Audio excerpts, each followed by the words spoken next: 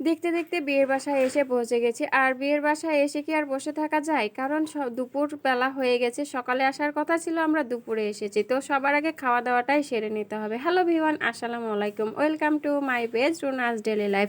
তো আমরা দুপুর দুপুর চলে এসেছি বিয়ের বাসায়। এসেই আমরা ভিতরে না থেকে খাবার জায়গায় চলে এসেছি, কারণ দুপুর গড়িয়ে যাচ্ছে, 2:30 পার হয়ে গেছে। আগে তো খাওয়া দাওয়া সেরে নিতে হবে, তাই না?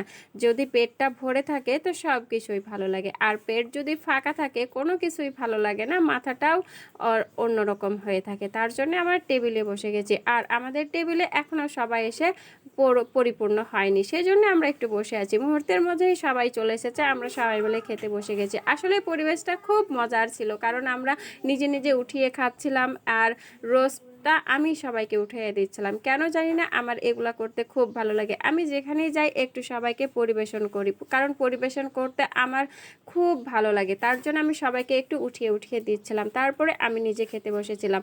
আর আমার কাছে গরুর মাংস দিয়ে খাওয়াটা শুরু হয়েছিল, কারণ আমার কাছে গরুর মাংসটা দেখেই মনে হয়েছিল খুব টেস্টি হবে। তো যখন আমি খেয়ে দেখলাম, সত্যি অসাধারণ হয়েছিল।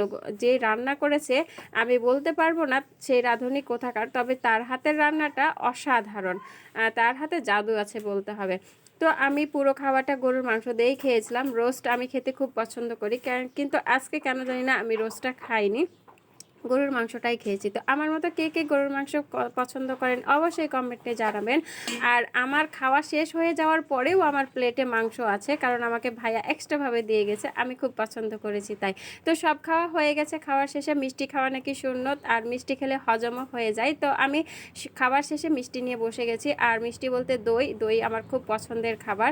তো দই খেতে তো বেশ ভালোই লাগে। এখন দইটা খেয়ে খাবারটা পরিপূর্ণ করতে হবে এবং হজমও করতে হবে। হজমের জন্য মজও দিয়েছে, তবে দইটা বেশি পছন্দের। তো আমি আমার নিজের দইটা খাওয়ার পরেও আমি এক্সট্রাভাবে আরও 4টা বাটি দইয়ের খেয়েছি। তার জন্য সবাই খুব মজা নিচ্ছিল যে আমি মনে হয় সবার চেয়ে বেশি খেয়েছি।